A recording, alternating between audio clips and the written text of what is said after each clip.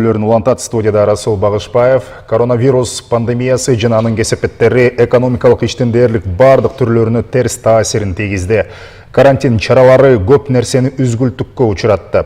Албетте өлкөнүн экономикасы дагы бул мезгилде оор учурду башынан өткөрүүдө. Ал арада өкмөт экономикалык жана социалдык туруктуулукту калыбына келтирүүгө жана камсыз кылууга, коронавирус инфекциясынын жайылышынын шартында ишкердик субъекттерди колдоого багытталган ишкердик субъекттерди каржылоо программасын бекитүү жөнүндө токтом кабыл алган. Каржылоонун шарттары менен программаны ишке ашыруу механизмдери тууралуу кеч эместе кеп кылабыз.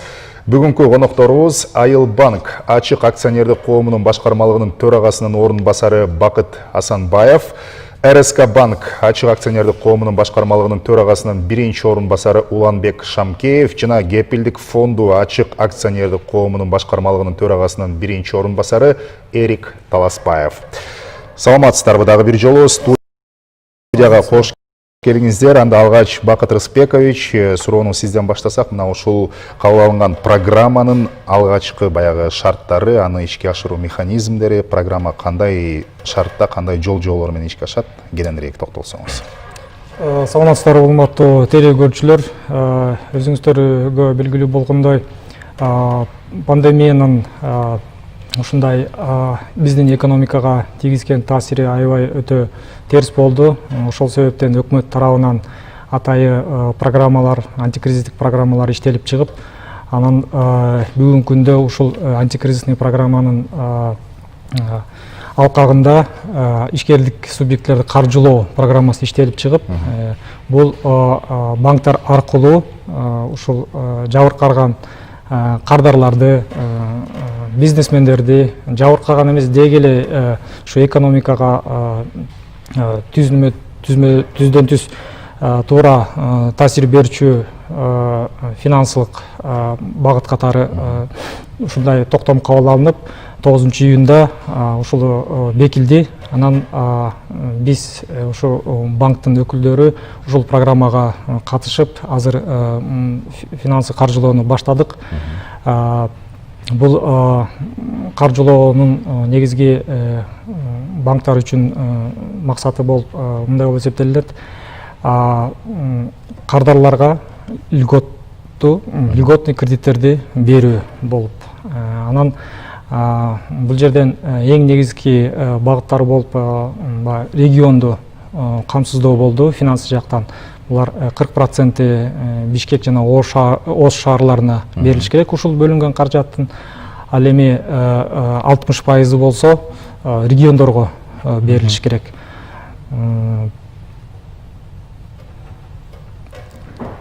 Башка мындай кененирээк токтолуп айтылып кетсек, ар бир багыттын өзүнүн мөөнөттөрү бар, проценттик ставкалары бар.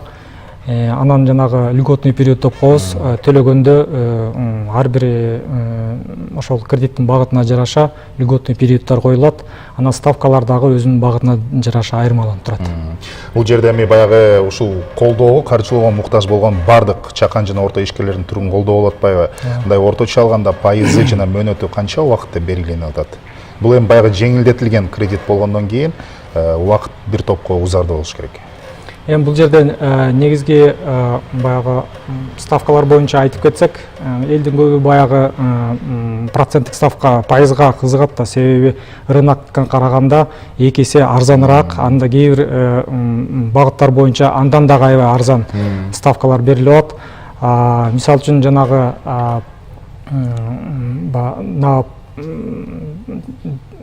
основные средства, негизги каражаттарды жаңылоо, модернизациялоо, же болбосо кеңейтүү үчүн 6% менен, мөөнөтү 5 жылга чейин, каникул жанагы негизги сумманы төгөө каникулу 1,5 жылга чейин, 18 айга чейин берилип атат. Ал эми жүгүртүү активдери үчүн бул 10% менен болуп атат. Бул жерде жүгүртүү актив деген сөз баягы оборотун көбөйтүш үчүн алганда ошо 10%га чейин, ал эми суммасы болсо 20 миллионго чейин. жанагы основной средства алгандык үчүн аларга болсо 30 миллионго чейин. Мындан сырткары жана микрокредиттик компаниялар аркылуу дагы залогсуз 14% менен дагы бир багыты берилген. Ал 1 жылдык мөөнөткө берилет. Бул жерден дагы токтолуп кетчү нерсе, баягы эгерде кардардын башка бир жерде карызы болсо, кредити болсо, биз ошону дагы баягы рефинансирование деп коет, ошону төккөнгө дагы кредит бергенге мүмкүнчүлүгүбүз, ушундай мүмкүнчүлүктү берди да. Жакшы экен. Уланбек Анарбекович, эми мына ушул берилип аткан каражаттар кайсыл багыттарды колдоого багытталат? Кененирээк айтып берсеңиз, ушул багыттар боюнча. Саламатсызбы. Бул программа болсо, мен коллега айтып кеткендей, 9 июлда 2020 жылда өкмөт токтому менен бекитилген. Ошо биринчи вариантта 6 багыт бекитилген. Ошол ичинде туризм, жеңил өнөр жай, фармацевтика өнөр жай, жүк ташуулар, өндүрүш жана кара иштетүүчү ишканалар, электрондук эсеп фактура менен колдонгон мекемелер. Анан 28 августта ишкер субъект каржылоо программанын өкмөт токтому өзгөрүүлөр киргизилген. Ошо 6 багытка дагы 4 багыт кошулду. Ошол ичинде белим берүү тармагы, кызмат көрсөтүү, соода тармагы жана айыл чарба сектору кошулду. Кийинки суроо, бизде Кепилдик фонду ачык акционердик коомунун башкармалыгынын төрагасынын биринчи орун басары дагы отурат. Эрик Нурдинович, сизге мына ушул ишкердик субъекттерди колдоо программасын ишке ашырууда жана аны толук баягы жүзөгө ашып кетишине Кепилдик фонду ачык акционердик коому кандай колдоолорду, жардамдарды берип атат ушул программанын ишке ашышына? Саламатсызбы, мен кесиптештериме кошулуп кетейин. Бул абдан жакшы программа. Жылдык пайыздары абдан төмөн. Банктар азыр биздин ишкерлерге кредиттерди берип турат. Кепилдик фонд күрөө жетпесе, ошондой жардам берет да. Азыркы учурда биз 14 гарантия бердик. Көлөмү 14 миллион түздү. Ушул программаны алкагында? Ушул программаны колдоо алкагында. Жалпы ишкерлер кредиттерди 41 миллион сомдон жогору алышты. Бирок бул программа жылдын аягына чейин 14 миллиард сомго чейин жетет. Биз дагы биздин жардамыбызды көбөйтөбүз. Эми баягы аймактарды өнүктүрүү жылында ушул жеңилдетилген насыянын программанын 60% дээрлик жарымдан көбү аймактарга багытталып жатканы өзү да жакшы экен да. Анан ушул аймактарды колдоодо өзгөчө аймактардагы чакан жана орто ишкерлик менен алектенген баягы объекттин ээлерине, ишкерлерге мындай бир ушул Кепилдик фонду кандай мүмкүнчүлүктөрдү түзүп берип атат? Биз азыр биздин Кепилдик фонддун эң чоң максаты бул ишкерлерге жардам берүү. Биз президенттин жана өкмөттүн программаларын толук колдойбуз. Азыркы учурда биз кепилдиктердин санын алса, 90% региондорго жүргүзүлгөн. Кошумча дагы айтып кетейин, биз азыр Ош жана Нарын шаарларында филиалдарды ачтык. Башка аймактарда бизде азыр өкүлчүлүктөр иштеп атат. Жакын учурда аларды дагы филиалдарга айлантабыз.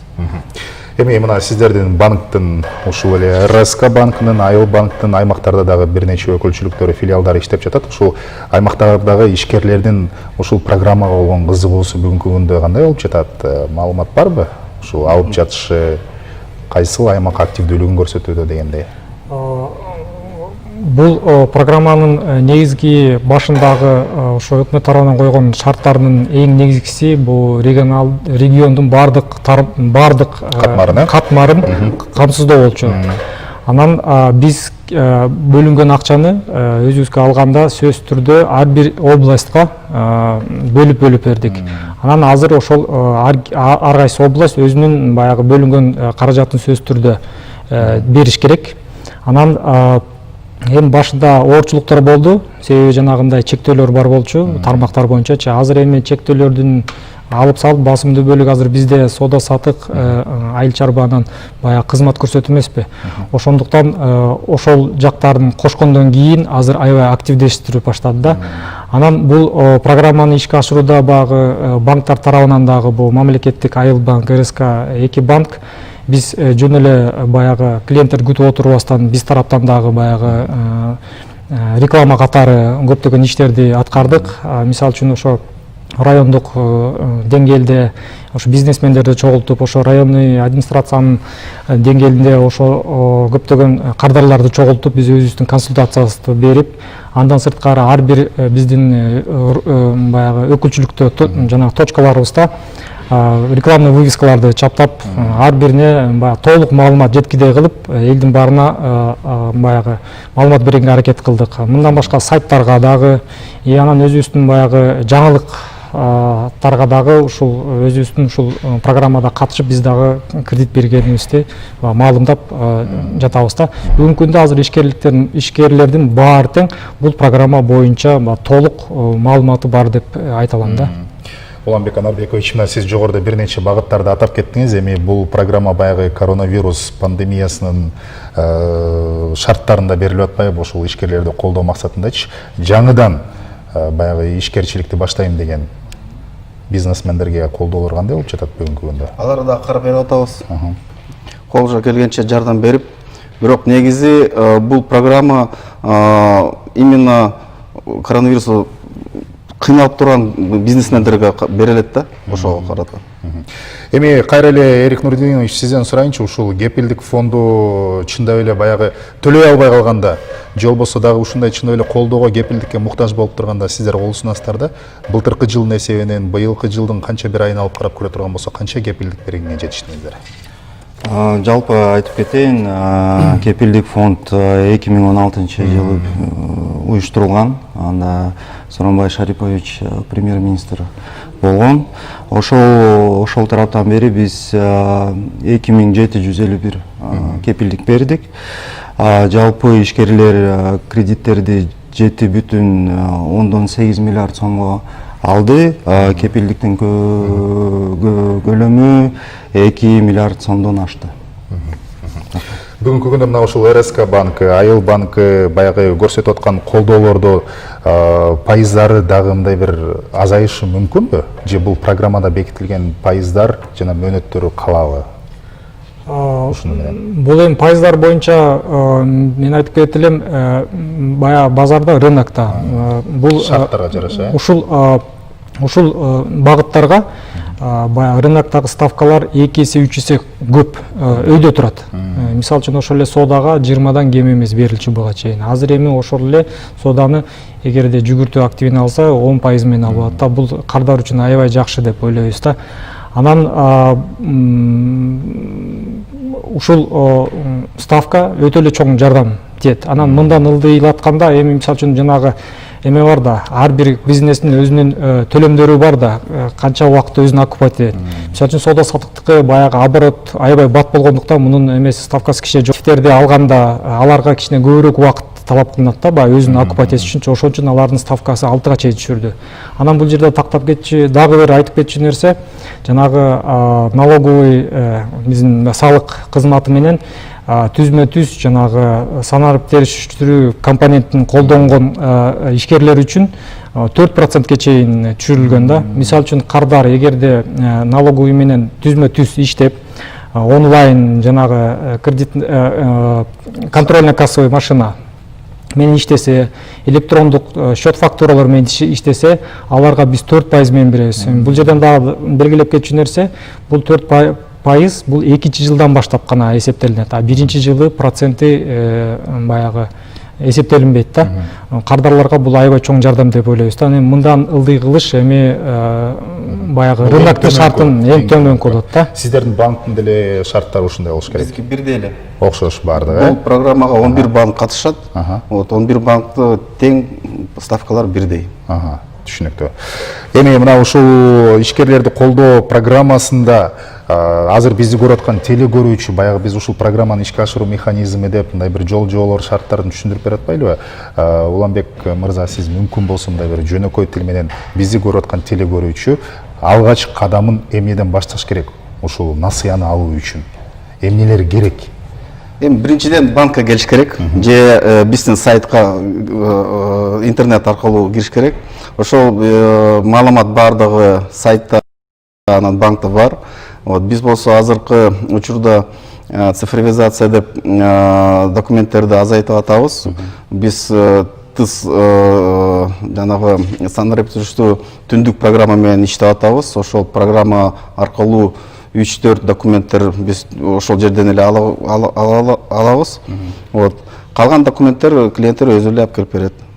Кененирээк маалыматты ар бир кардар банктын өкүлчүлүгүнөн же болбосо сиз айтып аткан интернет даректен дагы кирип алса болот экен. Анда сиздерге рахмат, студияга келип маек куруп бергениңиздерге, ишиңиздерге ийгилик каалайбыз. Урматтуу телекөрүүчүлөр, COVID-19 кесепеттерин азайтуу максатында чакан жана орто ишкерликти каржылоого мүмкүнчүлүктү кеңейтүү тууралуу кеч эместе Айыл банк ачык акционердик коомунун башкармалыгынын төрагасынын ордун басары Бакыт Асанбаев, РСК банк ачык акционердик коомунун башкармалыгынын төрагасынын биринчи ордун басары Уланбек Шамкеев жана Кепилдик фонду ачык акционердик коомунун башкармалыгынын төрагасынын биринчи ордун басары Эрик Таласбаев менен маек курдук. Саламатта калыңыздар.